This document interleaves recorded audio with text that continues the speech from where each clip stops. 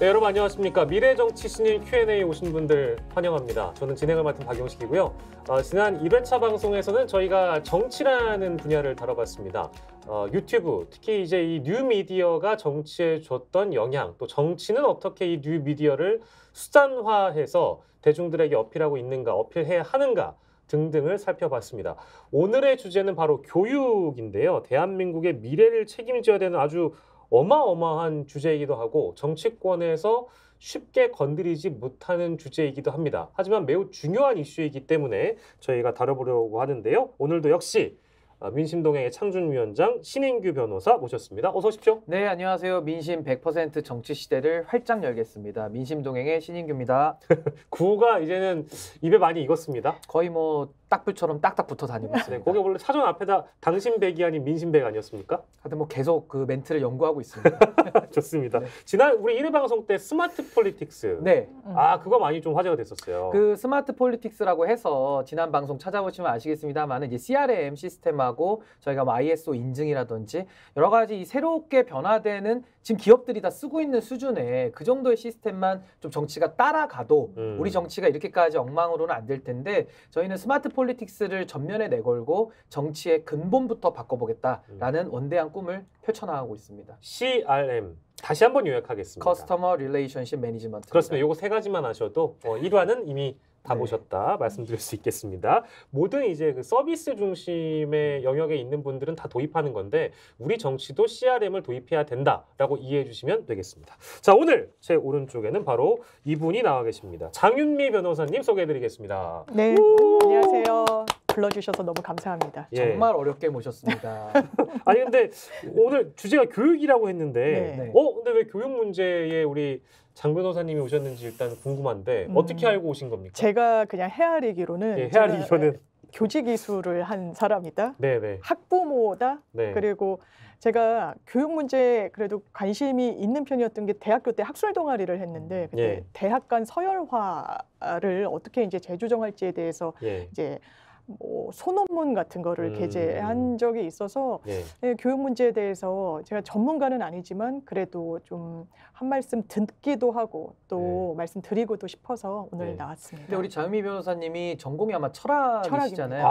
그러니까 우리가 소위 이제 문사철이라고 하는 그렇죠. 인문, 역사, 철학 이런 것들이 정말 교육의 중요한 요소들인데 이런 것들이 지금 대한민국 교육에서는 얼마만큼 현재 통용되고 있는지 저 이런 것도 한번 짚어볼 수 있는 그렇다면 차원이 드릴 될 것 말씀이 같습니다. 더 있을 것 같습니다. 사실 그 교육 문제는 이제 사회 문제이기도 하고 우리 사회를 살아가는 분들에게는 사실 교육이 제일 중요한 문제이기도 하기 때문에 뭐 그 말이 그 말 같지만 어쨌든 그 같은 맥락에서 이제 보자면 정치권에서는 교육 문제를 반드시 지금 해결을 해야 되는 중차대한 상황임에도 불구하고 진전이 없기 때문에 오늘 이 시간이 더 뜻깊게 다가올 수 있을 것 같습니다. 오늘도 장윤미 변호사님의 지난 1회차 시간에는 우리 김민하 평론가님 모시고 좋은 말씀 들어봤기 때문에 두 번째 시간에는 장윤미 변호사님께 또 좋은 말씀을 들어보는 시간을 갖도록 하겠습니다. 자, 오늘 이 주제인 교육에 대해서 최근에 사실 서희초 사건도 있었고 여전히 지금 우리 교사분들께서는 서희초 사건이 이런 식으로밖에 매듭지어지지 못했다는 부분에 대해서 엄청난 공분을 또 일으키고 있는 부분이기도 해서 화제가 되기도 했고 또 사실 또 그렇습니다. 얼마 전에 수능이 끝나기도 했고요. 여러 측면에서 아무튼 교육 문제가 늘 우리 사회에 결부돼 있는데 뭐 우리 장윤미 변호사님께서는 특히 이제 또 어머니이기도 해서 네. 특별히 또 이 교육 문제는 더 많은 관심을 갖고 계실 것 같아요. 일단 관심이 많고요. 이제 서희초등학교가 저희 사무실 인근에 있기도 한데 저희 아이가 다니는 학교에서도 이제 네. 선생님이 뭐 극단적 선택하고 이런 건 아니지만 계속 선생님을 상대로 법적 문제 제기를 하는 학부모들이 학교에도 있더라고요. 그러면 그 문제 제기가 이게 제3자 견지에서 봤을 때 엄청 정당하느냐 하면 제가 봤을 땐 교권 침해 여지도 상당히 있어 보이는 부분들이 교육 현장에서 이 시각 지금도 벌어지고 있구나라고 제가 학부모로서 아이를 키우니까 더 체감이 되는 부분이 있어서요. 예. 이 교육 현장이 언제부터 이렇게 좀 무너지기 시작했는가. 사실 뭐 학교 붕괴랄지 했을 때는 항상 아이들의 학습권이 침해받는다거나 이제 인권이 굉장히 유린되는 측면이 많이 부각이 됐었는데 요즘은 또 반대 양상이 드러나는구나를 체감하고 있습니다. 그렇군요. 우리 신인규 변호사는 평소에 교육 문제에 대해서 어떤 또 생각을 가지셨길래 예. 근데 우선은 사실 저도 한국에서 교육을 쭉 받아왔고 저도 뭐 초등학교부터 뭐 로스쿨까지 이르기에 뭐 다 모든 과정을 거친 사람으로서 또 저는 아직 아이를 낳지는 않았습니다만은 앞으로 부모가 될 입장에서 참 대한민국의 교육이 걱정된다라는 생각을 합니다. 왜냐하면 이 교육이라는 것이 사회 문제이기도 하지만요. 이것이 결국 미래 사회의 변화, 뭐 경제적인 측면에서 봐서도 인적 자원밖에 없는 대한민국 아닙니까? 그렇다면 이것이 기술 경제 내지는 인적 자원 문제로도 다 이게 경제적인 문제로까지 파생되는 이제 이런 상황이거든요. 그래서 저는 지금 대한민국에서 교육 문제를 다루는 그 깊이가 너무 미약하다. 예를 들면 국회에서 교육위원회 보십시오. 논문 표절 얘기만 하고 싸우고 있고요. 수시 정시 비율 가지고만 논하고 있고 최근에도 교사들의 그런 교권 붕괴 문제 또 그 앞선에서는 킬러 문항 가지고 대통령이 뭐 비문항 문제 안 나온 거 빼라. 이 정도 수준에서 논의되고 있는 게 현실이기 때문에 전 이건 문제의 진단도 틀렸고 해결책도 틀릴 수밖에 없다 이렇게 보거든요. 그러면 제가 가진 문제의식의 가장 큰 기본은 이제 시대가 바뀌었다. 새로운 교육제도가 필요하다라는 것이고 또 하나는 공교육이라고 하는 이제 공짜가 붙은 것들은 대한민국에서 저는 붕괴됐다. 그러니까 저는 망했다라는 것을 전제하고 어떻게 이것을 다시 공화의 가치에 맞게 재설정하겠느냐. 전 여기에 우리가 좀 집중해야 되지 않는가. 인정할 건 저는 인정을 해야 문제가 풀린다. 저는 이렇게 봅니다. 근데 굉장히 지금까지 들었던 교육에 대한 문제를 짚을 때 공교육의 공짜 자체가 아예 붕괴되고 망했다라는 진단을 전제로 한다는 거는 굉장히 좀 센 발언일 수 있을 것 같긴 해요. 왜냐하면 뭐 물론 뭐 다른 생각을 갖고 계신 분들도 분명히 있을 거기 때문에 뭐 그런 대목에서도 이제 공교육이 그렇다고 해서 아예 필요하거나 아예 잘못된 건 아니지 않나 이제 이런 정도의 생각을 가지신 분들 더러 있을 것 같아요. 예, 저도 마찬가지고 저는 공교육이 망가졌다고 했을 때 이 공익적인 가치를 좀 재건하는 쪽으로 방향성을 잡아야 된다라고 생각하는 편이고요. 왜 그러냐면 이제 교육이란 게 사실 계층 사다리에 좀 역할을 하고 그래서 더 공정성이 담보돼야 되는 측면이 있고 사실 거기서 소외되기 시작하면 사실 굉장히 이제 많은 걸 좀 놓치게 되는 부분이 있어서 저는 공익성을 담보하는 교육 체계로의 재건이 필요하다고 생각하는 편입니다. 저도 조금만 부연을 드리자면 공교육의 붕괴를 다시 재건하자라는 뜻이 교육의 공적인 기능을 더 강화하자라는 것이고요. 그 방향성과 그 수단을 어떻게 짤 거냐가 이제 오늘 제일 주된 관심사일 거거든요. 저는 지금 이제 공교육이라는 것을 지금 바로잡지 않으면요.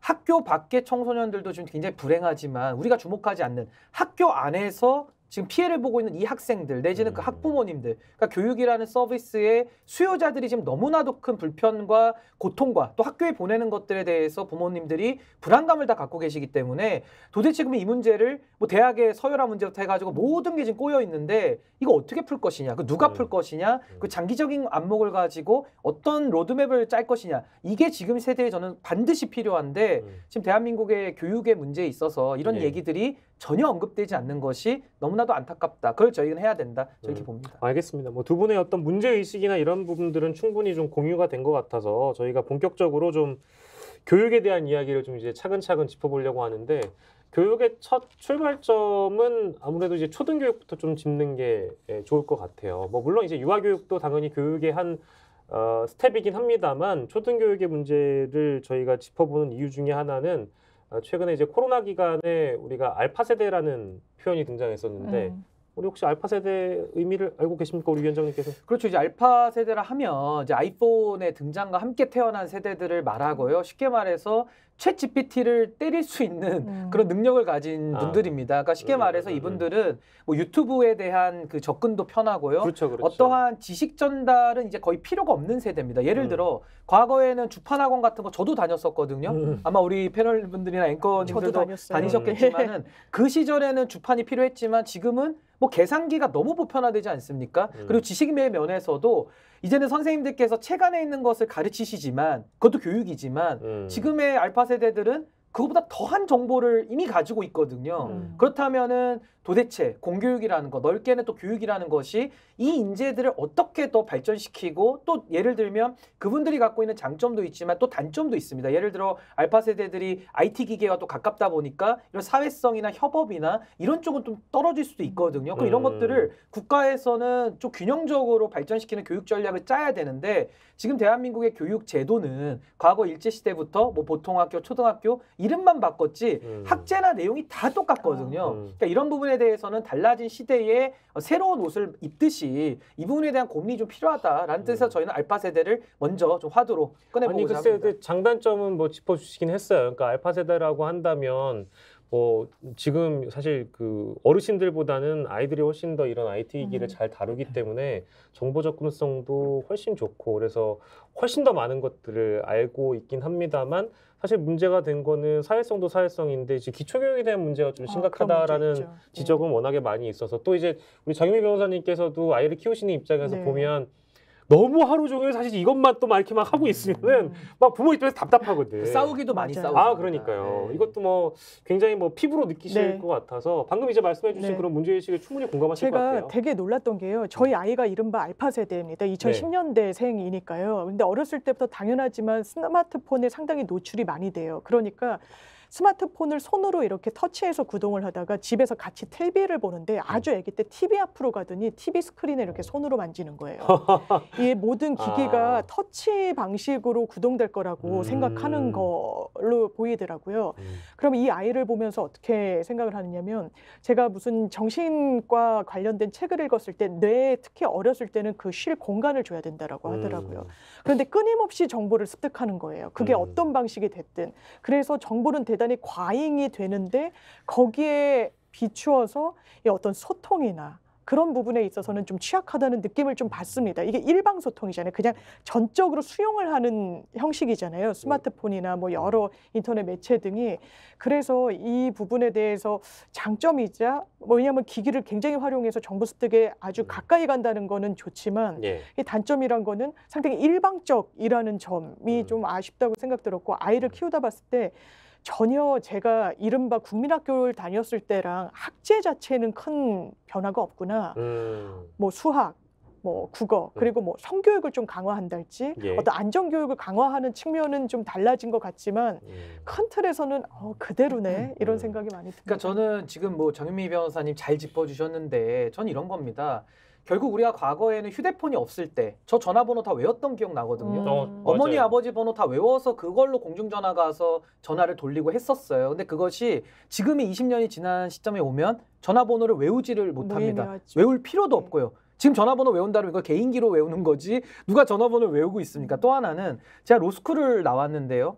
변호사도 로스쿨을 나오면 바로 실무에 뛰어들 수 있느냐? 또 그렇진 않아요. 왜 그러냐? 로스쿨에서도 과거 사법시험이든 전통적 교육 방식 때문에 법조문을 외우게 시켰고 또 판례도 외우게 시켰고 그걸 시험으로 평가해서 뛰어난 법조인을 길렀는데 지금에 와보면요. 대학 교수님들도 판례만 연구하시지만은 판례가 너무 많고 방대하기 때문에 지금은요. 학생들이 더 잘 찾습니다.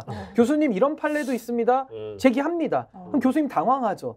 왜 다 알 수 없으니까요. 그래서 저는 뭐 논문도 너무 많이 공개돼 있고 그래서 저는 지금의 시대라는 것이 어떤 정보를 과거처럼 습득해서 외우고 가공하는 데 머물러서는 지금의 그 미래 세대, 알파 세대들이 살아갈 미래 시대를 더 개척하기 너무 어렵고 이미 한계에 왔다. 그럼 이걸 더 유지할 것이냐? 선생님도 힘들고 아이들도 힘든데 이게 아니라 지금은 새롭게 변화된 시대 속에서 이 알파 세대들이 더 미래를 창의적이고 진취적이고 아까 말씀하신 그 친구들이 또 취약한 부분이 있어요. 그런 것들을 어떻게 공적인 영역에서 채워주고 보완해 주느냐. 그래서 저는 한마디로 정리하면 이제는 티칭에서 코칭으로 가야 된다. 결국에는 공교육도 공교육의 역할을 과거에 해왔기 때문에 관행적으로 교육을 위한 교육을 강요할 것이 아니라 이제는 수요자의 다양성과 그 맞춤형의 욕구에 따라가기 위해서 이제는 학교도 좀 변화해야 되지 않느냐. 그래서 저는 코칭에 대한 관점을 이제 앞으로는 우리 사회가 좀 고민해 나가야 된다. 이런 문제의식을 좀 던지고 싶습니다. 이제 그 가르치는 방식이나 학습하는 방식에 대한 어떤 방법론을 지금 신인규 위원장께서 말씀을 주신 건데 뭐 얘기 나온 김에 사실 저희가 처음에 이 초등교육의 문제점, 이 알파 세대들의 단점을 짚었을 때 특히 이제 얘기됐던 기초교육에 대한 문제점 얘기했잖아요. 그러면 뭐 이제 뭐 특히 과목 중에는 수학이 뭐 이제 심각하다 뭐 이제 이런 얘기도 많이 하는데 그러면 어찌됐든 우리가 이제 이 주제를 다루는 가장 본질적인 이유는 정치권에서 어떠한 방법론으로 이 문제들을 풀어나갈 것인가에 대한 이제 실질적인 해법들을 논의를 해야 됩니다. 뭐 이제 방금 말씀 주신 티칭과 코칭은 이제 총론에 입각해서 봤을 때 그런 방향으로 나아가야 된다는 것이고 예를 들면 뭐 수학뿐만 아니라 여러 가지 이제 종목들에서 어떻게 정치권이 바라보고 해법을 내놔야 되느냐 이 고민이 좀 필요한 것 같긴 하거든요. 어떻게 봐야 될까요? 맞습니다.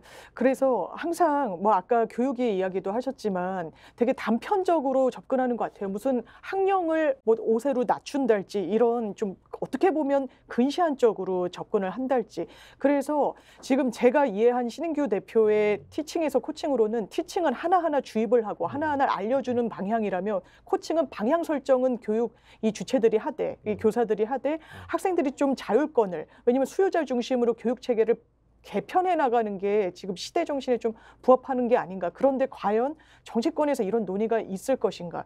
이런 논의는 보지 못한 것 그러니까 같습니다. 우선은 수요자 중심으로 우리가 개편하자는 말이 얼마나 좋습니까? 결국 교육이라는 것은 교사들을 위한 것도 아니고요. 또 어머니들을 위한 것도 아니고 그렇죠. 아버님 위한 것도 아니고 그 아이들 미래를 이끌어갈 우리의 젊은 자원들. 근데 그분들은 이런 의사결정권에서는 박탈돼 있거든요. 그분들이 선거권도 없고 지금은 자신들의 교육의 미래를 결정할 권한은 없는데 그 부작용만 지금 다 누리고 있으니까 그걸 놓고 다들 우리가 고민하고 마음 아파하는 것인데 저는 지금 한국 정치가 문제다 보니까 수요자 중심. 그럼 수요자들이 뭘 원하는지를 알아야 되지 않습니까? 그러려면 민심과 소통하고 민심과 더 가까이 가야 되는데 지금의 정치는 민심과 멀어져 있고 본인들의 문제에 천착하다 보니까 그 권력투쟁이 우리 교육과 무슨 상관이 있습니까? 그러다 보니 교육은 더 사각지대로 몰리고 의제 설정에서도 가장 후순위로 밀려있기 때문에 저는 이런 구조를 우리가 지금이라도 바꿔내지 않으면은 정말 미래 사회의 위기는 순식간에 다가올 것이고요. 그 피해는 우리 미래 세대라고 해서 우리 자녀들, 우리 손자녀들 이분들이 다 볼 수밖에 없다. 전 이 부분에 대해서는 우리 사회가 좀 경각심을 느끼고 책임감도 가져야 된다. 전 그렇게 생각합니다. 예,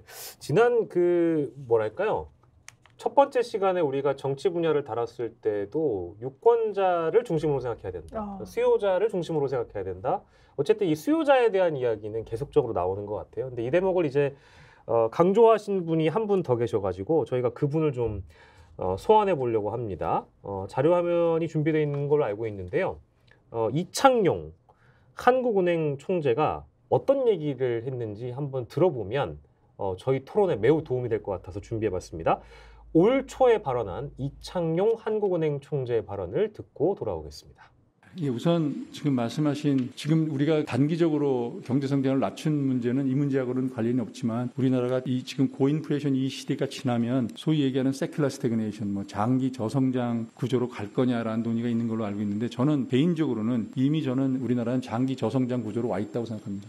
왜 그러냐면은 저출산과 고령화가 워낙 심해서요. 이 큰 트렌드를 벗어나기에는 이미 와 있는 현실로 보고 빨리 여기에 대한 대응을 해야 된다고 생각하고 있고요. 지금 현재는 낮은 성장률 때문에 청년 실업 또 여러 가지 비정규직 문제 이런 것이 더 사회적으로 많은 문제가 되고 있는데 저는 5년, 10년 내에는 노후 빈곤 문제가 굉장히 큰 사회 문제가 될 거라고 생각하고 있습니다. 이미 와 있는 이 문제를 해결하려면 여러 가지 구조개혁 노동, 연금, 교육을 통해서 이런 구조개혁이 정말 필요한데 저는 우리나라의 문제는 어떻게 해결할지를 모르는 게 문제가 아니고요. 이런 개혁을 해야 된다는 걸 알음에도 불구하고 이해 당사자 간의 사회적 타협이 너무 어려워가지고 진척이 안 되고 있는 거. 특히 또 이런 논의를 할 때 혜택을 보는 수요자가 아니라 공급자 중심으로 모든 논의가 많이 되고 있는 거. 이런 문제 때문에 지금 한 발짝도 못 나가고 있다는 게 제 생각에는 안타깝습니다. 이건 정부 문제가 아니고요. 어떤 특정 정부 문제가 아니라 우리 사회 문제인데 제가 뭐 예를 몇 개 들면 저는 제일 가슴 아픈 거가 우리 고3 때 자기 평생 해야 할 전공을 정하잖아요. 말이 안 되는 거죠. 사실 대학 가서 여러 개 보고 결정해야 되는데 각 학과의 정원 이런 건 다 공급자가 정하는 채서 이해 당사자가 합의를 못 보니까 하나 움직이지는 못하고 있고. 예, 이제 저 대목이 아마 이제 윤석열 정부에서 내걸었던 이제 3대 개혁과 관련된 논의 과정에서 뭐 이제 질의응답 과정에서 나왔던 그런 답변으로 제가 좀 기억을 하고 있는데 꼭 비단 교육 개혁의 문제만이 아니라 이제 연금, 교육, 뭐 이제 이런 노동 개혁도 다 그렇습니다만 너무 공급자 중심으로 사회가 바라보고 있는 거 아니냐. 그래서 개혁이 안 되는 이유에 대한 진단을 이 총재가 하셨고 굉장히 동의가 되는 게 특히 교육 문제 관련해 가지고 저도 사실 고3 다녀봤지만 대한민국에 고3 안 다녀본 사람이 어디 있습니까? 근데 고3 때 그 점수로 전공 정해 가지고 한평생 결정되는 거에 대한 그 문제 의식이 사실 지금이나 10년 전이나 30년 전에 다 있었거든요. 근데 못 바꾼다는 거예요. 근데 이제 그 대목에 대한 진단을 딱 듣고 나니까 야, 이게 수요자 중심이라는 거는 진짜 중요한 거구나. 우리가 완전 개혁을 못해서 그런 게 아니라 타협이 안 되기도 하고 공급자 중심으로 늘 개혁을 하려고 하다 보니까 이 문제가 안 풀리는구나. 자, 이 진단에 대해서 어떻게 좀 저는 보셨는지. 너무 공감이 되고 이 공급자 중심이라는 건 어쨌든 교육 제도를 해나가는 사람들이 학생들에게 강제하는 거 아니겠습니까? 그 정점에 있는 게 대학 서열화라는 생각이 들어요. 굉장히 간단한 방식인 거예요.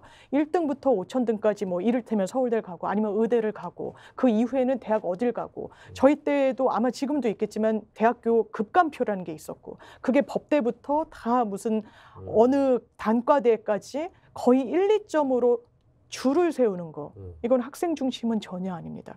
내가 하고 싶은 공부를 하는데 1, 2점 때문에 내가 가고 싶은 과를 못 가고 이런 방식이 과연 건강한 방식인지에 대한 근본적인 의문이 정말 중고등학교를 거치면서 그리고 지금까지도 갖고 있습니다. 이게 근본적으로 바뀌지 않는 한 학교라는 공간 내에서 어느 누구도 행복할 수 없겠다는 생각이 들어요.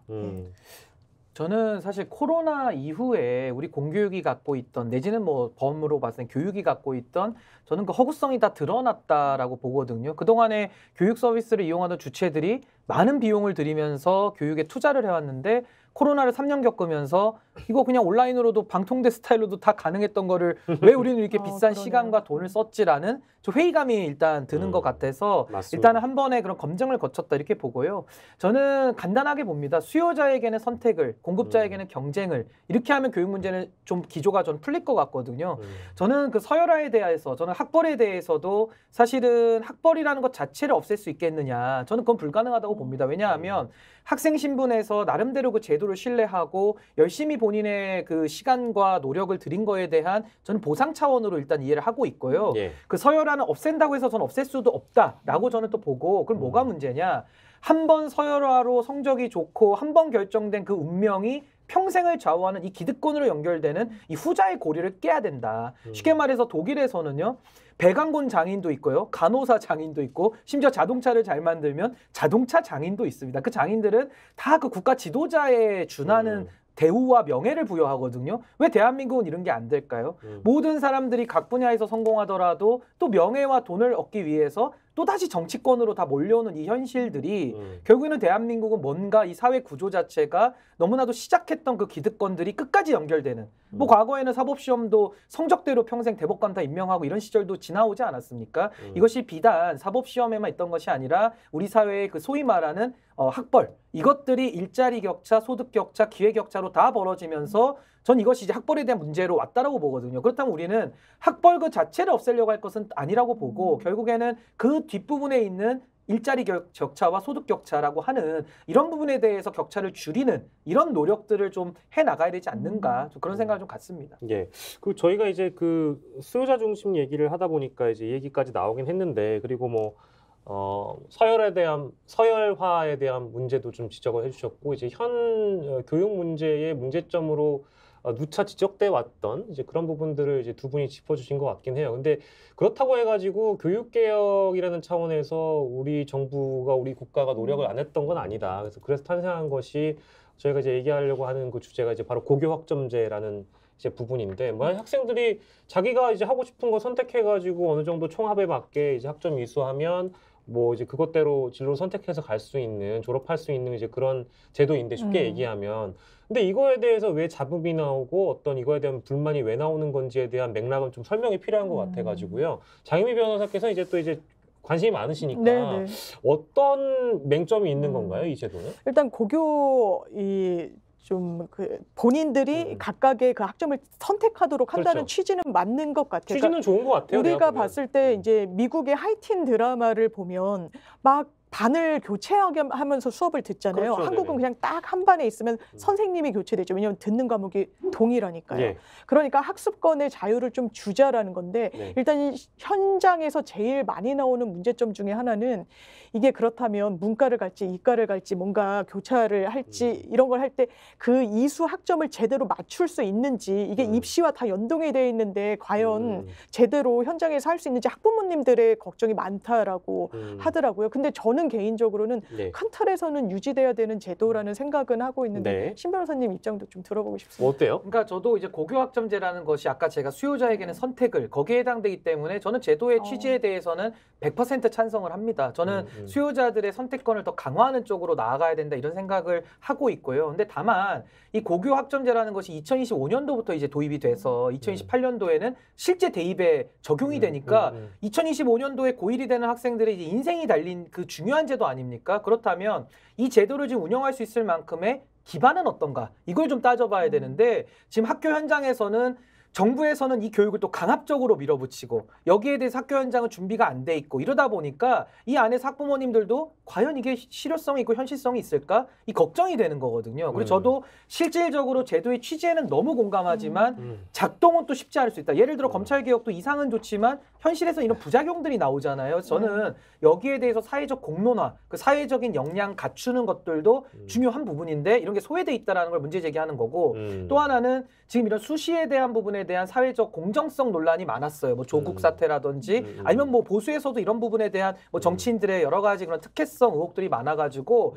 지금 또 정시 비율을 높이자고 다들 하고 있거든요. 그럼 고교학점제라는 수요자의 선택권을 강화하는 움직임과 또 정시를 확대하자라는 것은 또 이게 모순 충돌이 되는 부분이 하나가 있고 그러네요. 또 하나는 정시 확대를 외치면서 또 사교육을 타파하겠다 이러는데 사교육도요 정시 비중이 늘어나면요 같이 올라갑니다. 그러니까 이것도 또 모순 충돌이 되는 거예요. 그러면 이 어렵고 복잡한 교육 문제라는 것을 한 부분만 부각해가지고 또 이룰 수 있겠는가, 개혁을 이룰 수 있겠는가? 전 그건 아니라고 보기 때문에 저는 고교학점제를 정말 내실 있게 또 국민들께서 수용 가능하게 하기 위해서는 좀 단계적으로 저는 이걸 일괄 적용 실시할 것이 아니라 좀 단계적으로 속도를 좀 늦추면서라도 뭔가 고교학점제가 자리 잡을 수 있는 그런 제반 여건들을 만들어 가면서 하는 게 좋다. 그럼 전 아까 교육 수요자들의 선택권 얘기를 했는데요. 오히려 홈스쿨 같은 거, 대안학교 같은 거를 더 장려해주고 오히려 그런 교육을 어떤 교육을 받을지를 수요자들이 선택할 수 있는 권한을 먼저 열어주는 것이 더 순서에 부합하지 않는가. 좀 그런 생각을 좀 갖습니다. 제가 말씀을 들으니까 정말 고개가 끄덕여지는 게 고교학점제 저도 이제 오늘 방송을 준비하면서 찾아봤더니 선택권은 주자는 건데 그러면 그 선택권에 부합하게 그 그러니까 교수 학습을 줄 수 있는 교사들이 역량을 갖추었느냐 그리고 수적으로는 다 충분히 확보가 됐느냐 물음표라는 거예요. 그러니까 지금 짚어주신 대로 제대로 뭔가 준비가 되지 않은 측면 그리고 지금 조국 전 장관 사태 이후로 정시 비중을 높이겠다고 하는데 정시라는 건 기본적으로 정량 평가를 하겠다는 겁니다. 시험을 통해 가지고 딱딱 떨어지는 점수로 대입에 반영을 하겠다는 건데 이 고교 학점제를 하게 되면 각각의 학생들이 들은 수업 내용이 달라요. 이걸 한 줄 세우기가 사실상 어려워요. 이게 또 입시 제도와 상충하는 부분이 있어서 이게 일관성을 갖고 큰 틀거리 안에서 이 강론을 정해 나가야 되는데 고교 학점제 좋으니까 이거 정시도 수시에 폐해가 있으니까 이거 이렇게 좀 누더기식으로 땜질식 처방을 하다 보니까 교육 현장에서 혼란이 커진 거 아닌가 이런 생각이 듭니다. 저는 윤석열 대통령이 외교 문제에서도 치우친 전문가들의 일방향적인 조언만 받다 보니까 지금 외교가 다 망가지고 있지 않습니까? 교육도 똑같습니다. 결국 윤석열 대통령이 그 조국 수사의 경험을 기반으로 해서 나는 공정한 교육을 만들 거야 라고 하면서 이런 고교학점제 이런 거에 대해서 얼마만큼 고민하셨는지 전 잘 모르겠고요. 정시 확대와 더불어서 이제 사교육이 늘어나니까 결국에는 비문학에서 문제 빼라. 내지는 사교육을 일으킨 그 고소득 강사들이 문제니까 카르텔을 없애라. 즉 이런 식으로 가고 있기 때문에요. 이것은 교육의 본질을 모르는 본질이 아니라 비읍자도 모르는 사람이 교육제도를 지금 좌우하고 있는 겁니다. 저는 여기에 대해서 굉장한 우려를 느끼고요. 지금 시간은 다가가고 고교학점제는 지금 들어오게 돼 있습니다. 그렇다면 얼마만큼 준비되어 있느냐. 여기에 대해서 우리가 준비 안 하고서 2025년도를 맞이하게 되면요. 그 학생들의 인생은 누가 책임집니까? 전 이것이 정말 미룰 수 없는, 아까 제가 말씀드린 대로 우리가 사회적으로 합의를 해서 이게 조금씩 부실하다라고 여기면은 지금이라도 이 부분에 대해서는 단계적으로 도입을 하는, 내지는 수요자들의 선택권을 제한적으로 늘려주는 방식을 통해서 조금의 결과를 보고 그것이 완성의 단계에 왔을 때 일괄적으로 실시하는 것이 더 낫지 않겠는가. 저 이런 고민까지 우리 사회가 좀 해야 된다. 우리 청소년들의 미래가 걸려있기 때문에 그렇습니다. 이게 조금 뭐 단계적, 점진적 내지는 그 현장에 있는 실제 기반이 잘 되어 있는가에 대한 문제점을 누차 지적을 해주고 계신데, 저도 이제 제 친구가 고교 교사 한 명이 있거든요. 근데 그 친구도 이 고교 학점제 얘기를 딱 듣고 나서 하는 말이, 저희가 뭐 앞에서 다 나왔던 얘기긴 한데, 그 친구는 좀 더 비관적으로 생각하더라고요. 그렇군요. 이거 결국 뒤집어진다. 취지는 좋은데 이거 지금 상황에서는 좀 어렵다. 이거 나중에 가면 또 문제 생기고 또 뒤집을 거다. 이제 이런 문제 의식 자체를 선생님들도 갖고 있다는 거예요. 이제 그러다 보니까 방금 해주신 지적에 딱 들어맞는 게, 실제 그거를 도입해서 흡수한 다음에 아이들에게 잘 적용해 주실 분들조차도 이게 좀 비관적으로 바라보고 있는데, 이거를 이렇게 출발했다가 나중에 또 뒤집으면 결국에 피해자는 누구냐. 이제 요 대목인 거잖아요. 그러니까 결국 이런 거죠. 제도라는 것이 사회보다 반보 정도만 앞서가면서 잘 정착하는 것도 저는 매우 중요한 부분이라 생각을 하는데, 거기에 대한 고민이 빠져 있다는 게 첫 번째고, 맞아요. 제가 7차 교육과정 출신입니다. 제가 2005년도에 대학을 들어갔는데 저희 학교가 시범학교로 지정이 돼가지고 저희 때는 이제 교육청에서 지침이 내려왔어요. 영어 선생님들한테 영어 교육을 해라. 그래서 40분 동안 영어로만 회화로 선생님 가르치라 했는데, 제가 고1 때 들어갔는데 솔직히 제가 그때 영어 공부를 잘했거든요. 지금은 영어 잘 못하지만 그때 선생님보다 제가 영어를 조금 더 잘하는 상황에서 그 프리토킹을 하는데, 선생님은 땀을 삐질삐질 흘리시고 저는 또 회화학원을 다녔기 때문에 굉장히 좀 유창하게 사교육에 또 플런틀리하게 제가 영어를 막 플런틀리하게 하고 이랬었는데, 그때 참 선생님들이 힘들어하던 모습도 좀 기억이 나요. 그 영어로 40분을 프리토킹을 하면서 하다 보니까 선생님이 실수도 많이 하시고, 또 거기에 대해서 또 그때 제 친구들이죠. 아이들이 선생님 실수를 발견하니까 막 깔깔거리고 웃기도 했고, 그러니까 그런 학교에서의 혼란들이 겉으로 내기엔 좋죠. 아, 이제 교사들이 영어로도 수업한다. 그게 한두 줄이 보도자료로 나갈 수는 있지만은 과연 그것이 내실적으로 아이들의 교육을 얼마만큼 이것을 끌고 갈 수 있겠느냐, 지속 가능하겠느냐, 여기에 대해서는 저는 그런 기초 틀, 기반 이런 것들도 좀 같이 챙기는 것이 교육의 역할이다. 저는 그렇게 생각합니다. 진짜 공감합니다. 근데 진짜 중요한 말씀인 게, 야, 이게 그 참 지금 제가 그 시범학교 또 얘기가 나와가지고 너무 재밌게 들어서, 근데 시범학교라는 게 선생님들이 내가 다니는 학교가 시범학교로 선정되면 진짜 막 울상이에요. 이제 죽으려고 합니다. 왜냐하면 뭐 물론 교장 입장에서는 이제 이 시범학교로 선정되면 나중에 성과가 될 수도 있고, 뭐 교감, 교장, 이제 또 뭐 부장급들 정도는 잘해서 승진에 반영이 될 수 있는 그런 좋은 사례이기도 합니다만, 현장에서 실제 이렇게 하셔야 되는 분들 입장에서는 진짜 고역이거든요. 근데 이게 비단 영어 회화 수업뿐만 아니라 다양한 분야에서 도입되는 새로운 교육 정책에 대한 스트레스가 공급자들도 있는데, 받는 수요자들 입장에서도 이질감이 있을 수 있거든요. 그렇죠. 그런 것들을 얼마나 이걸 도입하려고 하는 정치권에서는 깊은 고민이 있었느냐. 매번 똑같죠. 사실 반복되는 문제여가지고 뭐 매번 싸우고 있는데 고민할 시간이 있겠습니까? 너무 아쉽죠. 그것도 맞는 문제입니다. 자, 아무튼 뭐 우리가 좀 그 강론으로 들어서 좁혀보자면, 고교 학점제 얘기도 나왔고, 뭐 이런 부분들은 사실 정치권에서 앞으로 해결을 해 나가야 되는 문제이거든요. 뭐 지금 저희가 앞에 나왔던 내용이 뭐 일정 부분 동호반복이 될 수도 있겠습니다만, 정치권에서는 이런 문제에 대해서 어떻게 접근을 해야 되는가, 고교 학점제 문제도 그렇고 앞으로 이제 차근차근 다가오는 여러 가지 문제점들을 대비해야 되는 것도 있고요. 그리고 지금 직면한 문제점들을 해결하려고 하는 노력도 있어야 될 거고요. 정치권에서는 뭐를 가장 주안점을 두고 도려내야 될까요? 저는 개인적으로는요, 네네네네. 교육이란 건 정말 백년지 대계라는 말을 쓰잖아요. 정말 장기적인 관점으로 갖고 가야 된다라고 생각합니다. 그렇다면 어떤 철학과 어떤 인식으로 교육 정책을 짜느냐가 상당히 중요하다고 생각하는데, 제가 최근에 읽은 책 중에 경제학이 필요한 때라는 경제학자의 책이 있어요. 이건 기본적으로 그러니까 의사셨어요. 그냥 대학병원에서 실제로 진료까지 보다가 경제학자로 전업을 하신 분이니까 굉장히 데이터에 기반해서 경제학 결과물을 도출하는 연구를 하시더라고요. 그런데 이게 저희는 그러니까 보수 정당일수록 그리고 이준석 전 대표 같은 경우에도 경쟁 이야기를 하잖아요. 그게 공정이다. 이걸 등가화해가지고 이야기를 하는데 사실 본인들이 태어났을 때 태어나는 국가부터 부모의 소득 수준, 학력 수준부터 다 천차만별이에요. 어떻게 보면 이게 운이라는 표현을 쓰지만 내가 어느 자리에 성취를 통해서 도달했을 때 나만의 온전한 성취가 아니라는 거예요. 주변 여건, 내가 타고날 때 남들보다 나았던 그 상황. 그렇다면 이만큼 격차가 있으면 이걸 조금은 보완해줘야 되는 게 교육의 역할이라고 저는 생각합니다. 맞습니다. 그렇기 때문에 장기적인 그 부분에서 아까 신 대표님과는 약간의 차이는 있었지만 저는 대학 간 서열화를 수월성 교육은 담보해야 되지만 가급적 없애는 방향으로 가는 게 맞다라는 생각이 들고 본인의 수월성 그리고 본인의 어떤 특장점은 이후에 발현되도록 교육 제도를 다시 가져가는 게 맞다라는 생각하고 있습니다. 그러니까 저도 뭐 비슷한 생각인데 장 변호사님하고 그 교육에 대해서 지금 체제, 지금의 이 낡은 체제에서 경쟁만을 강요하는 경쟁, 그러니까 쉽게 말하면 경쟁을 위한 경쟁이죠. 전 여기에 대해 저는 반대합니다. 그러니까 쉽게 말해서 지금 교육제도는 근본이 좀 바뀌어야 된다는 생각이 들고요. 아까 제가 계속 반복하지만은 수요자에게는 선택을 그리고 공급자에게는 경쟁을이라는 것이 저는 이루어지기 위해서는 교육 공급 주체들이 저는 다원화되고 다양화되면서 이들이 더 나은 교육 서비스를 제공하기 위해서 경쟁을 해야 된다. 근데 지금 우리는 교육 주체자, 그러니까 공급자들은 무경쟁 상태고요.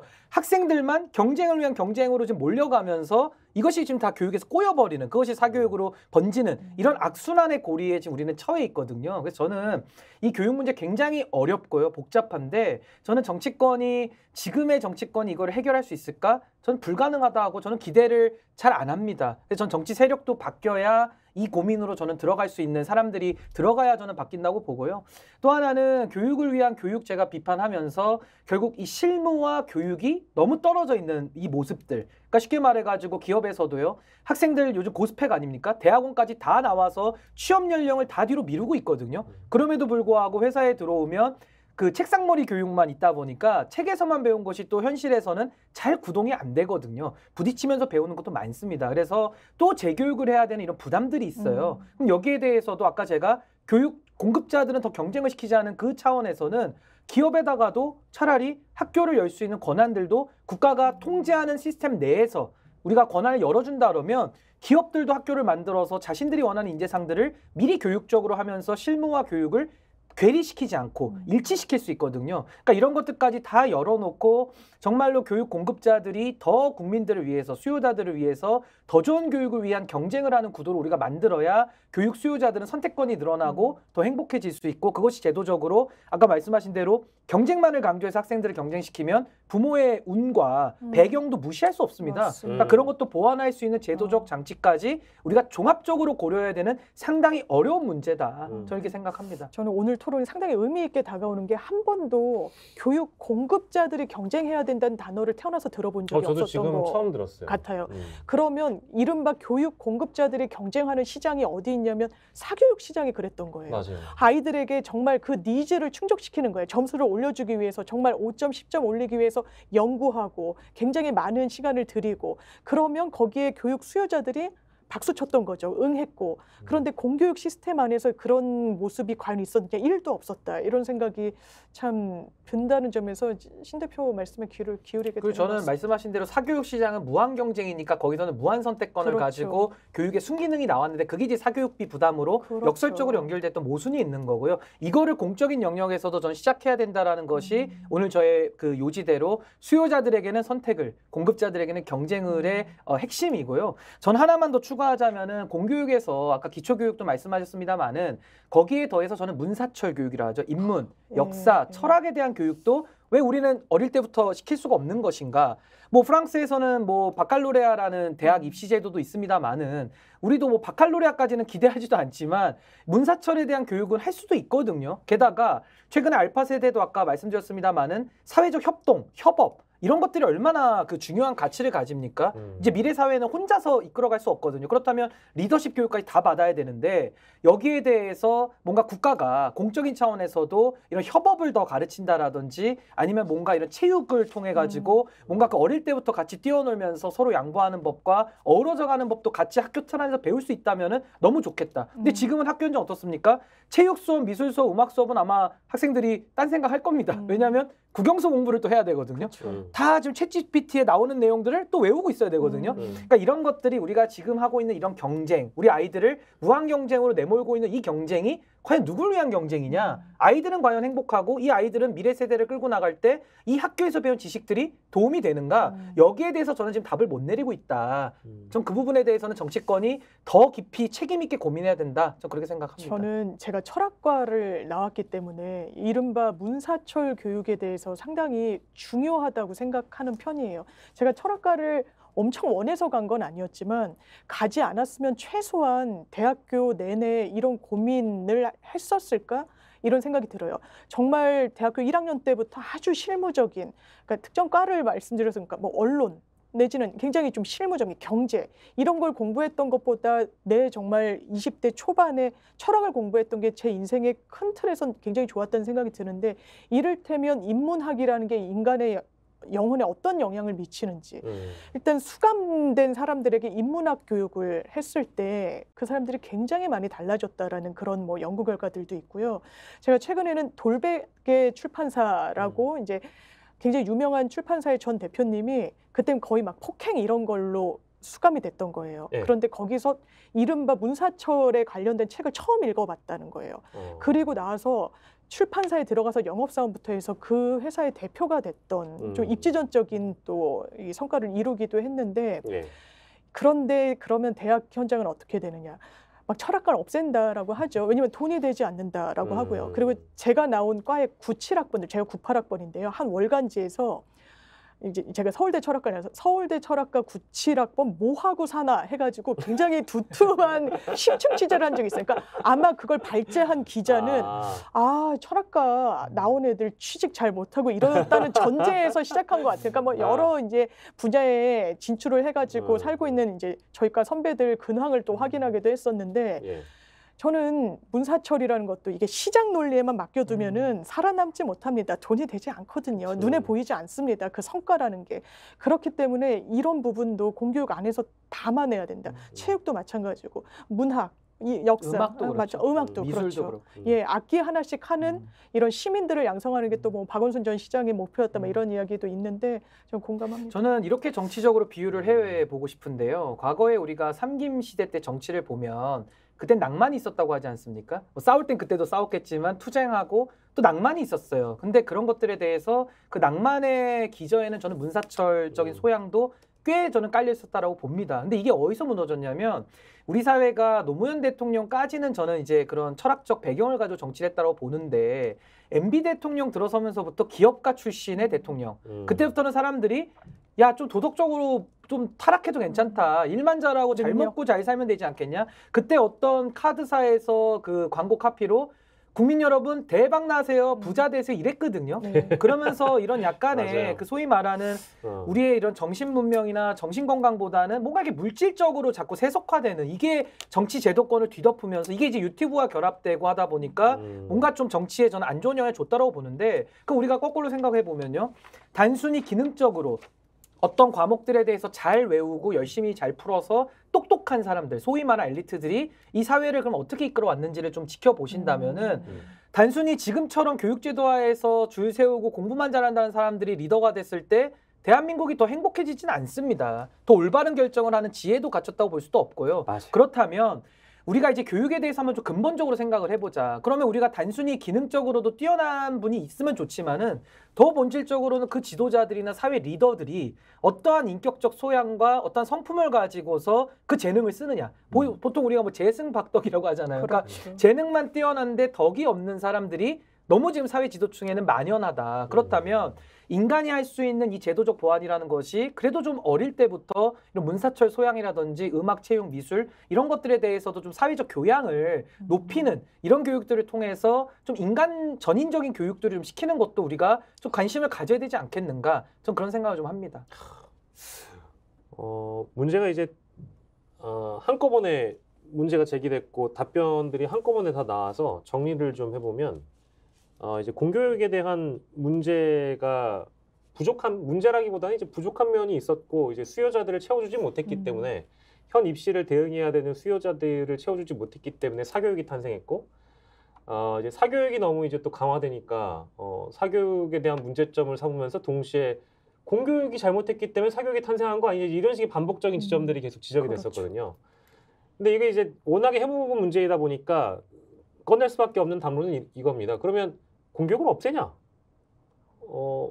공교육이 문제면 공교육을 없애냐? 사교육이 문제면 사교육을 없애냐? 그럼 공교육만 남으면 교육은 다 괜찮냐? 이제 이런 반복적인 문제들이거든요. 근데 지금 우리가 이제 제기했던 여러 가지 이제 지점들을 보면 공교육은 어쨌든 손을 대는 것이 맞다. 그래서 체계적으로 바뀌어야 된다. 개혁을 해야 된다는 것도 맞고 사교육은 최근에 등장한 사교육 카르텔이라는 문제가 있기 때문에 그건 그대로 또 문제를 도려내야 됩니다. 저는 이제 이런 질문 던지고 싶죠. 그러면 둘 다 어쨌든 문제를 꺼냈으니까 공교육, 사교육 문제를 해결하고 조화롭게 만들면 안 되냐? 이 쳇바퀴가 같이 굴러가면 안 되는 거냐? 이거는 이런 질문 던지면 안 되는 거예요? 저는 이거부터 질문을 던져야 된다고 봐요. 네. 저는 일단 공교육의 붕괴로 전 시작을 했지 않습니까? 그러니까 공교육에 대한 올바른 진단을 먼저 정치인들한테 물어봐야 됩니다. 도대체 뭐 소위 말해서 우리가 부실 기업에도 공적 자금을 넣잖아요. 근데 공적 자금을 넣어도 회생이 되면 다행인데 안 됐을 때는 그 돈은 다 날아가는 돈이거든요. 그렇죠. 그러니까 저는 우리 공교육에 대한 진단 이것이 사람마다 다를 수는 있는데 전 이거 지금 붕괴 상태에 왔기 때문에 완전히 리셋을 해야 된다라는 전 입장이고 또 하나는 정치인들한테 물어봐야 될 것이 지금 대선에서도 교육 정책 나오면 수시 정시 비율 갖고 싸우지 어떤 인재상을 만들겠다라는 거 들어보셨습니까? 못 전 들어본 적이 없거든요. 근데 교육에서 인재상이라고 하는 목적, 그 비전 그것이 없이 어떻게 교육제도를 논합니까? 그렇다면 제가 생각하는 교육의 인재상이라는 것은 정말로 인간의 깊이가 있는 인간성, 인격이 회복되는 그런 인재상 그러면서 그 안에서도 경쟁을 통해서 부족한 부분을 채우면서 재능적으로도 뛰어난 인재를 우리가 만들면 좋은 것인데 이게 모순되는 개념은 아니거든요. 근데 우리는 그동안에 교육이라는 거에 대해서 인재상조차 물어보지도 않고 교육제도를 논했기 때문에 너무나도 표피적이었다. 그래서 저는 복잡한 문제일수록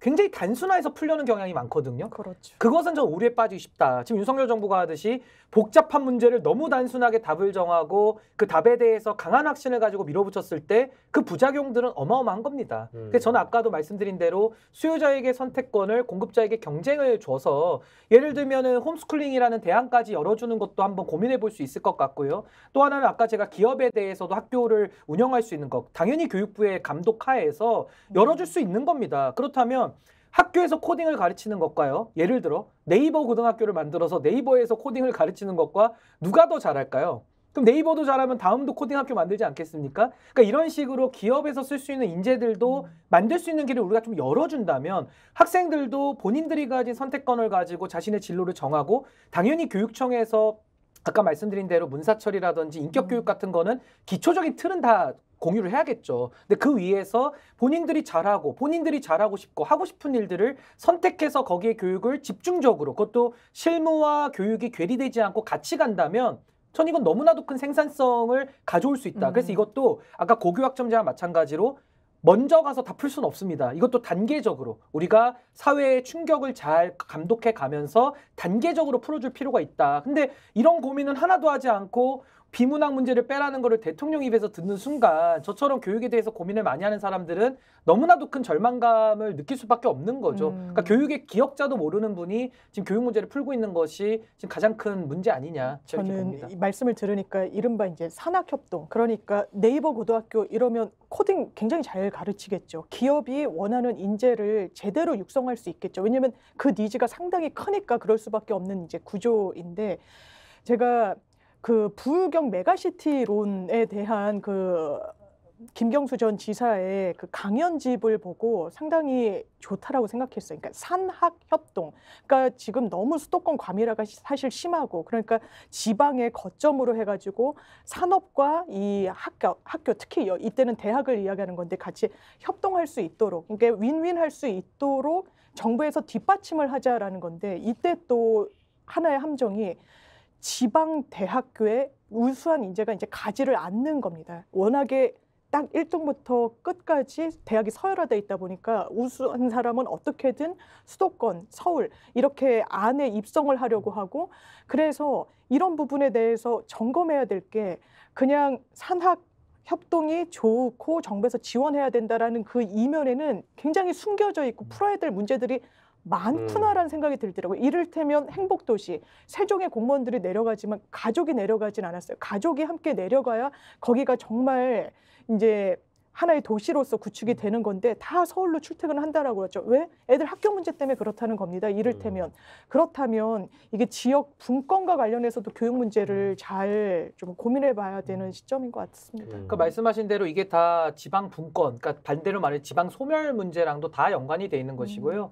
이게 이제 또 소위 말하는 메가시티, 이번에 국민의힘 얘기대로 김포를 서울에 편입시키는 그런 서울을 더 키우는 것이 메가시티의 문제의 핵심이 아니고 결국 지방을 균형 있게 발전시키는 하나의 수단으로 지방에도 메가시티화가 당연히 필요한 것인데 그 하나의 중요한 요소가 전 교육으로 보는 겁니다. 그리고 맞아요. 교육이라는 것이 기업과 아까 제가 서두에도 말씀드린 대로 이게 다 일자리와 미래 산업 구조와도 다 연관이 돼 있는 문제거든요. 그래서 이것은 간단한 문제가 아니기 때문에 저는 교육에 아까 공급자들 측면에서는 경쟁을 저는 더 도입을 해야 된다는 입장이기 때문에 그걸 통해서 수요자들이 좀 더 지금보다 더 많은 선택권을 가지고 교육에 참여, 주체자로서 더 참여할 수 있다라면 그 아이의 의사도 더 반영이 되고 학부모님들도 훨씬 더 지금보다는 행복한 공교육이 될 수 있지 않겠냐. 그러면 공교육이 해야 될 일은 뭐냐. 결국 국가는요. 통일적인, 그러니까 인재상을 가지고 통일적인 시스템을 운영은 해야 되고요.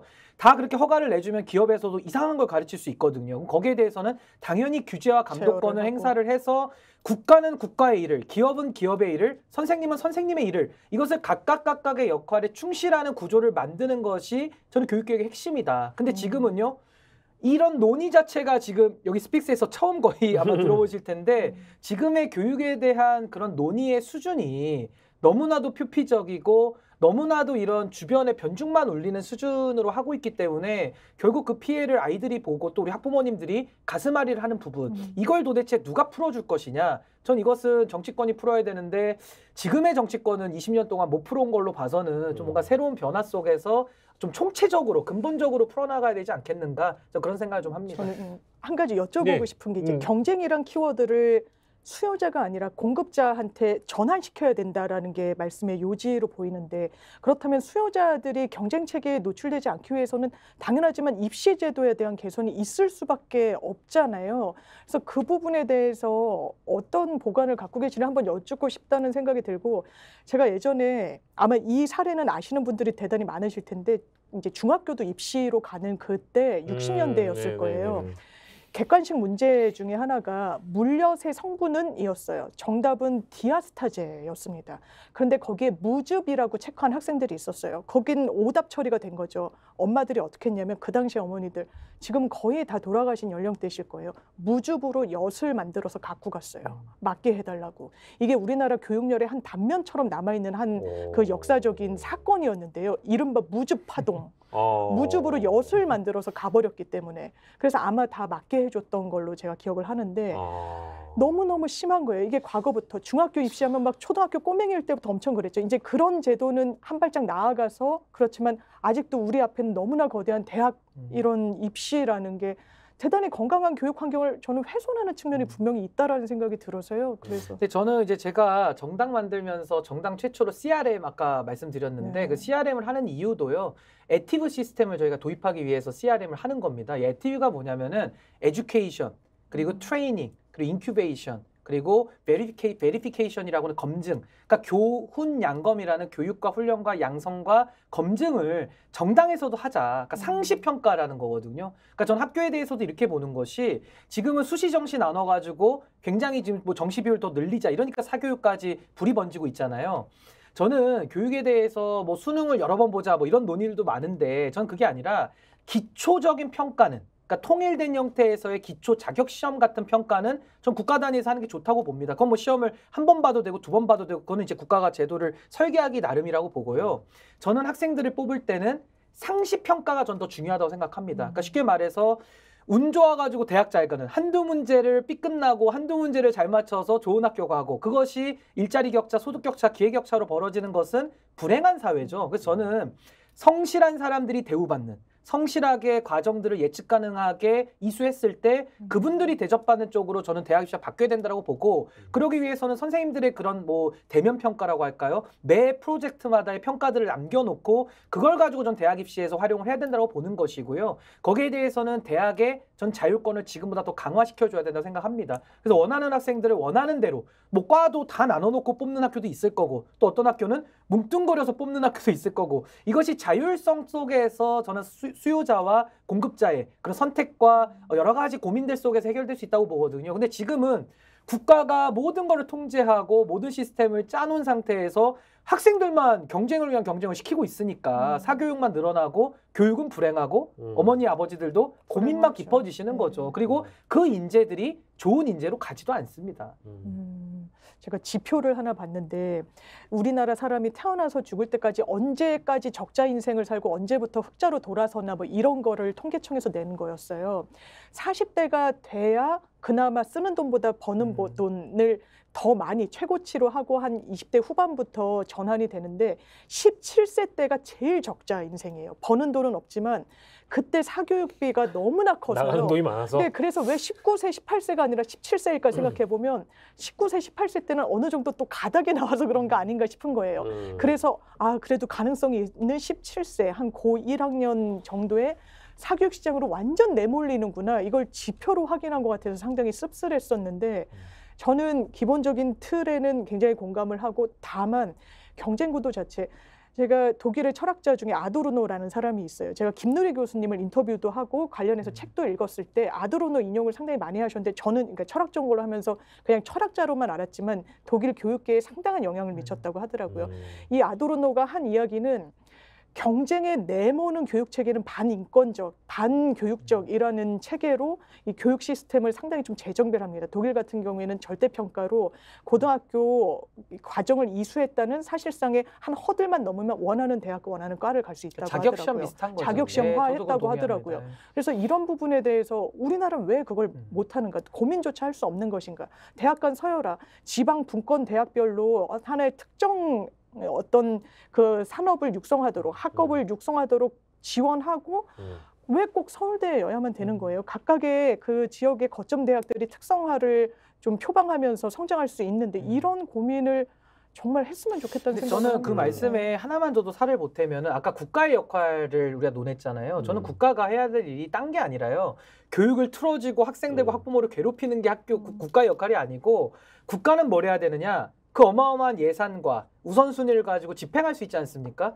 그렇다면 교육 취약자들이 있을 거예요. 그분들에 대해서 양질의 교육들이 가능하도록 인프라와 선생님들이나 이런 것들을 투자하는 역할을 전 국가가 해야 됩니다. 그럼 국가가 그 많은 돈을 뭐 강남이나 서초 이런 데다가 투자할 건 아니죠. 거기는 이미 다 사람들이 어느 정도 이런 교육들을 받고 있다라고 한다면은 그런 교육에서 가장 먼 쪽부터 국가가 우선순위를 가지고 그쪽에다가 육성하는 이런 투자들이 기반이 돼야 되는 거거든요. 근데 그런 노력을 얼마나 지금 하고 있느냐. 제가 지금 봤을 때 정부 여당은 뭐 김포를 서울에 편입시키겠다 이 정도의 철학적 빈곤 가지고는 제가 지금 얘기한 걸 아마 안 하고 있다라고 저는 확정을 짓고요. 결국에는 이게 지금 이 이야기가 확대된다면은 왜 한국은 독일과 같은 그런 기초평가를 중심으로 해서 왜 코리안 바칼로레아를 할 수 없을까요? 그러니까 쉽게 말해서 단순히 외우고 잘 풀고 이게 아니라 그 사람의 역량을 바칼로레아식으로 풀어낼 수도 있는 건데 우리가 지금 생각하는 것은 너무나도 우물 안의 개구리처럼 과거에 반복되어 온 체계를 벗어나는 것을 두려워한 나머지 아무런 변화를 하지 않아 온 겁니다. 그러니까 그 틀 안에서 누구도 자기 재능을 펼칠 수가 없는 거예요. 예를 들어 박지성 선수도 대한민국 하에서 그렇게 훌륭한 선수를 크기가 쉽지가 않죠. 이강인 선수 같은 경우도 해외에 유학 보내고 하면서 자유롭게 그 대성하는 컨 선수 나오지 않습니까? 박지성 선수도 아마 히딩크라는 감독을 안 만났으면 아마 대학 생활하다가 무명으로 끝났을 거예요. 제가 볼 때는. 그러니까 제가 드리고 싶은 말씀은 정말 국가가 가지고 있는 이런 시스템이나 우선 투자라든지 이런 역할들, 이것이 전 공공의 역할이라고 보고 너무 중요합니다. 그러니까 그 역할을 해야 되는데 지금 국가는 자신이 해야 될 일은 안 하고 안 해야 될 일들만 하면서 문제를 더 썩나게 만들고 있다. 그 정치권은 그 정부를 감독하고 제가 지금 얘기하는 수준만이라도 얘기해서 정부를 끌고 가야 되는데 그 역할조차도 못하고 손 놓고 있다. 이게 지금 대한민국 교육계의 가장 큰 문제, 현실적 문제 아니냐, 저렇게 봅니다. 야, 근데 오늘 두 분 말씀 들으면서 제 평생 어떤 교육 정책이나 교육 분야에 대한 고민을 이렇게 심화적으로 해본 적이 없기 때문에 오늘 다 해보고 있는데 아, 진짜 어려운 문제. 들으면 들을수록 진짜 어려운 문제인 것 같은 게 너무 중요한 문제입니다. 그러니까 학교 뭐 내지는 모르겠습니다. 이제 교육 자체만 바꿔서 되는 것이 아니라 우리 사회의 그 썩은 단면들을 다 도려내야 교육 전체가 다 바뀔 것 같다. 예를 들면 기득권 타파라든지 이런 것들도 다 결부되어 있는 문제잖아요. 맞아요. 그러니까 아까 뭐 학벌사회 문제도 말씀하셨고 독일 교육에 대한 장점도 말씀 주셨지만 또 그렇게 가려고 하면은 기득권들이 자신들의 어떤 이런 것들을 놓으려고 하지 않기 때문에 밥그릇을 안 놓죠. 안 바꾸는 거예요. 그러니까 못 바꾸는 게 아니라 안 바꾸려고 하는 그런 움직임들도 함께 고민해봐야 될 필요가 있고. 아까 이창용 총재님 그러시잖아요. 답은 다 나와 있는데 이해 당사자 간의 사회적 타협이 어려워가지고 진척이 한 발짝도 안 되는 게 불행이다. 그게 지금 박앵커님이 말씀 지금 주신 그 말씀을 똑같이 하시고 저도 그걸 느끼거든요. 그러니까 정치권의 이것은 무능을 넘어서서 전 이건 무책임 내지는 뻔뻔함 내지는 좀 더 나아가면 정말 사악함이죠. 그러니까 저는 여기에 대해서 국민들이 피해를 보는 건 우리들이기 때문에 왜 세금 내고 국가에다가 역할을 요구해도 충분하실 국민들이신데 왜 돈은 돈대로 우리가 세금 다 내고 왜 정부를 뽑으면서 왜 정부는 이런 역할을 안 하는데 참 여기에 대해서 우리가 목소리를 낼 수가 없는 것인지 전 여기에 대해서 우리가 관심 갖고 더 큰 목소리를 내서 정부를 압박해야 된다. 전 그렇게 봅니다. 그러니까 첫 번째 시간이랑 두 번째 시간이랑 공통점을 찾자면 정치 분야든 이제 교육 분야든 간에 선출하고 나서 보니까 이 정치인들이 잘하는 것 같냐 이제 국민들한테 여쭤보면은 그렇지 않다고 대부분 답을 하거든요. 네. 서비스가 만족스럽냐 그렇지 않다고 답을 하고 이 교육에 대한 문제도 매년 수능 때문에 불거지기도 합니다만 공교육 사교육 문제 우리 교육 개혁해야 된다 이 문제는 매 정권이 늘 부르짖었던 문제인데 안 바뀌잖아요. 그러니까 지금도 저희가 던지고 있는 질문은 여러분들이 만족하십니까? 그러면 만족하지 않는다면 바뀌어야 됩니다라고 얘기하는데 대부분 그냥 이렇게 매년 반복적으로 이제 이 문제의식만 가지고 지나가시는 것 같아요. 그래서 우리가 좀 한번 바꿔보자. 어떤 식으로는 개혁을 해야 된다라는 이제 그 문제의식을 좀 던져드리는 바이고 하나 이제 궁금한 게 있습니다. 다 맞는 말인데요. 다 맞는 말이고 취지에도 공감하실 거고 그 문제의식에 반기를 드는 분들은 아무도 없을 거예요. 근데 현실적으로 우리 신규 위원장이 말씀하시는 게 너무 다 이상적인 얘기 아니냐. 뭐 다 좋다. 뭐 유식한 표현이나 뭐 바칼레로야 다 좋은데 너무 이상적이어가지고 물론 이제 점진적으로 바꿔가야 된다는 건 단서도 달아주셨습니다만 너무 이상적으로 가면 안 될 것 같은데라고 이제 생각하시는 시청자분들도 계실 것 같거든요. 그런 분들에게 혹시 한마디 주신다면? 만약에 그런 생각을 하신다면 제가 반대로 여쭤보겠습니다. 이것이 이상적이다라고 보신다면은 지금 공교육의 위기를 어떻게 진단하시는지를 먼저 여쭙고 싶어요. 지금 학교에서는 교사들이 더 이상 교권을 행사할 수 없다라고 아우성이고요. 학생들은 학교 밖에도 있는 학교 밖 청소년들도 불행하지만 학교 안에 있는 청년들도 굉장히 지금 불행하거든요. 학교 안에서 저희 때도 그랬습니다. 거의 절반 이상이 잤어요. 거의 잤습니다. 아니, 냉정하게. 네, 근데 그거를 선생님들이 그동안에도 애를 안 쓰신 게 아닌데 이게 지금 정치권에서 교육제도를 풀어내지 못하니까 그 현장에 있는 두 당사자, 그러니까 을을 갈등이죠. 을을 굉장히 피곤하고 힘든 겁니다. 그러면은 저는 학교 밖의 청소년들도 문제지만 학교 안에 있는 이 방치된 청년들 그리고 그걸 가지고 또 학원 가서 또 배웁니다. 학원 가서 돈 싸들고 가서 또 집중해서 또 문제를 풀고 또 배워요. 그걸로 줄 세워가지고 대학을 가거든요. 그러면서 거기서 설정된 기득권이 평생을 좌우하니까 인생은 한방, 로또.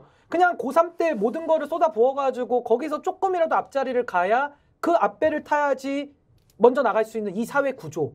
이 속에서 모두가 불행해지는 거거든요. 그럼 저는 다 좋습니다. 이게 이상이라면 앞으로 대한민국의 미래, 앞으로 5년 내지 10년 뒤에 아까 제가 고교학점제는 몇 년 안 남았어요. 3년 남았죠. 1, 2년 뒤에 2년 올 일입니다. 그럼 이것을 갖다가 이상이라고 치부하면서 너무 먼 얘기야라고 한다면 당장 다가올 그 지금 14살, 15살 이 청년들의 삶은 어떻게 되는 겁니까? 근데 그분들은 정치적 의사 표현의 공간이나 의사 결정권이 배제돼 있거든요. 그리고 그 학부모님들도 소갈이는 하시고 뭐 여유가 되는 집이야 뭐 유학 보내고 하시겠지만 대부분의 국민들과 성실하게 대한민국에서 교육 제도를 당연히 향유할 수 있는 자격이 있는 우리 국민들은 왜 이런 피해를 봐야 되냐는 거죠. 그래서 저는 이게 이상적이라고 보시면 저는 조금은 한국 공교육의 위기에 대한 진단이 좀 온도차가 있다라고 보고 전 지금이라도 이 위기감을 가지고 급진적으로 하자는 것이 아니라 단계론을 가지고 좀 혁신적인 방안으로 풀어내지 않으면은 전 한국 교육은 정말 미래가 없다라는 그 말씀을 드리지 않을 수가 없습니다.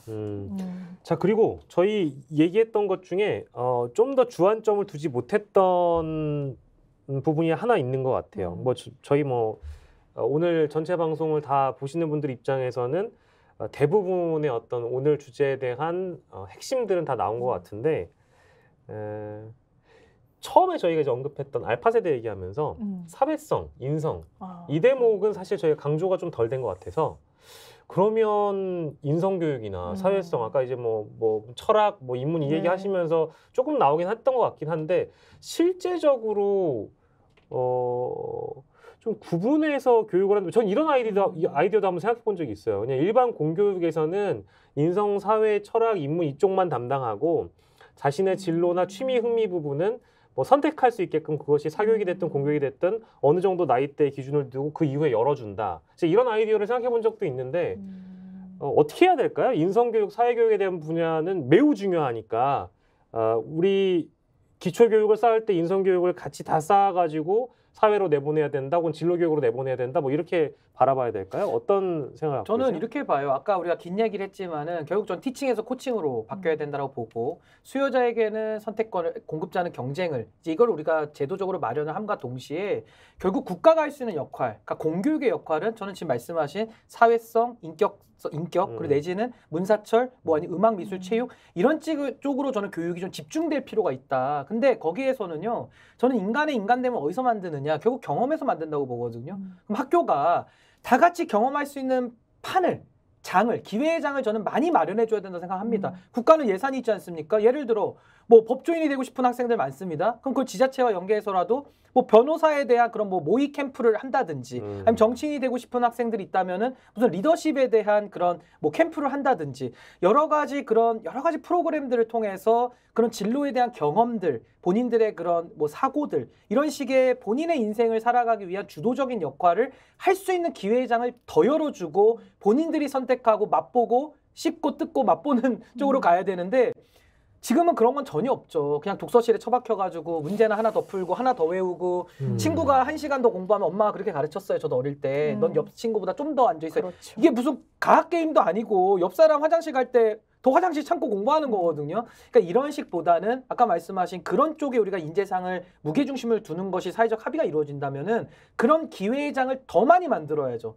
과할 정도로. 근데 지금 거기에 대해서 국가가 아까 말씀드린 대로 인재상부터 설정을 안 해놨기 때문에 이쪽에 대한 프로그램은 거의 불모지입니다. 저는 하나만 더 말씀드리면 전 정치교육도 해야 된다고 보거든요. 그것이 어떤 특정 정파의 정치적인 사상을 주입하는 것이 아니라 독일 같은 데도 다 정치교육 합니다. 그 청소년 당원들 제도도 다 있어요. 근데 우리는 꽉 묶어 놓거든요. 내지는 뭐 전교조 문제 지적하면서 뭔가 정치 편향적 교육만 한다라고 우리는 또 그렇게 생각하고 있기 때문에 지금 대한민국은 교육의 프로그램과 컨텐츠 면에 있어서도 풀어야 될 문제가 너무나도 산적하다. 전 그렇게 봅니다. 장혜미 변호사님. 짤막하게 덧붙이고 싶은 게 제 학교를 다녔을 때 내가 전 인격적인 인간으로 성장하도록 교육을 받았느냐 물음표가 많이 쳐집니다. 그런데 그게 단순히 어떤 수업적인 내용 때문이었느냐 그렇다기보단 그냥 내 옆에 앉은 학생, 아까 말씀 주셨다시피 내 옆에 앉은 학생이 나보다 더 공부를 잘하고 두세 문제를 더 많이 맞으면 나는 내가 가고 싶은 학교를 못 가는 그 구조에 있다라는 생각이 들었어요. 저도 학교 다닐 때